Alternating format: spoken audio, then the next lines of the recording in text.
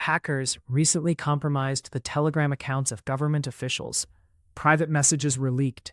Contacts were exposed. Sensitive conversations were stolen. At first, cybersecurity experts believed this was a sophisticated cyber attack, maybe spyware, maybe a zero-day exploit. But the truth is far more disturbing. The attackers didn't hack the phones, they hacked the people. In this video, I'm going to show you exactly how this attack works, and how hackers can take control of a Telegram account in just minutes. According to several cybersecurity analyses, including reports from threat intelligence researchers, the group known as Handala targeted Telegram accounts belonging to Israeli officials. The attackers released screenshots of conversations and contacts in order to prove they had access to these accounts. At first glance, this looked like a sophisticated cyber espionage operation. However, when researchers analyzed the evidence more carefully, they noticed something important. There were no signs of a phone exploit, there were no indicators of malware, and there was no evidence of a zero-day vulnerability. Instead, the evidence suggests a much more common technique, an account takeover combined with Telegram session hijacking. To understand this attack, we need to understand how Telegram authentication works. When you log into Telegram on a new device, the platform sends a one-time verification code, also called an OTP. This code is usually sent through the Telegram app itself, or by SMS. The code confirms that you are the legitimate owner of the account. Once the code is entered, Telegram creates a new active session for that device. This session allows the device to stay connected to the account without asking for the code again.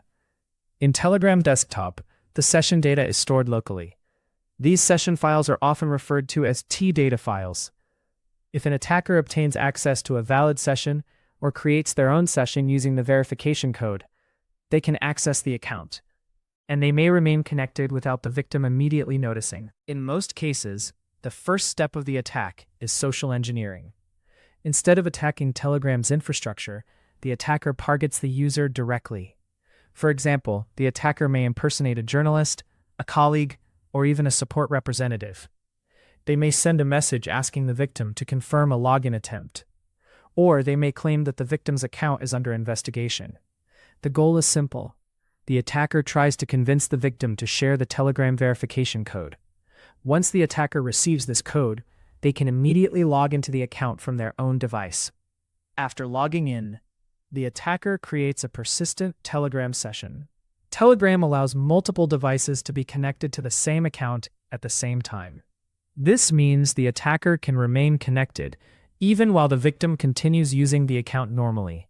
From the attacker's perspective, this session provides access to a large amount of information: private messages, group discussions, shared media files, and contact lists. In targeted attacks, this type of access can be extremely valuable, especially when the victim is a government official, a journalist, or a public figure. Once the attacker has access to the account, they can begin extracting data. Telegram allows users to export conversations and media through built-in tools. This means an attacker can quickly download large amounts of information: chat histories, documents, photos, and videos. And in some cases, the attacker may analyze group memberships in order to identify additional targets. This technique is often used in cyber espionage campaigns. One of the most important lessons from this incident is that many cyber attacks do not rely on advanced technical exploits. Instead, they rely on human manipulation. Social engineering attacks exploit trust, they create urgency, and they pressure victims into revealing sensitive information. Even experienced professionals can fall victim to these tactics. That is why social engineering remains one of the most effective attack techniques in modern cybersecurity. Fortunately, there are several ways to protect your Telegram account. First, enable two-step verification in your Telegram settings.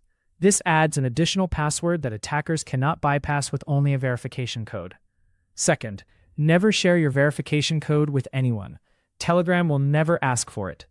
Finally, regularly check the active session section in your account settings. If you see a device that you do not recognize, immediately terminate that session. This incident shows that cybersecurity is not always about sophisticated hacking tools. Sometimes the most effective attacks are the simplest ones. And in many cases, The weakest point in security is not the technology. If you're interested in real cyber attacks, hacking techniques, and cybersecurity explained in simple terms, subscribe to Cyber Heist Media. Every week, we break down the most fascinating cyber attacks in the world. Stay curious, stay secure.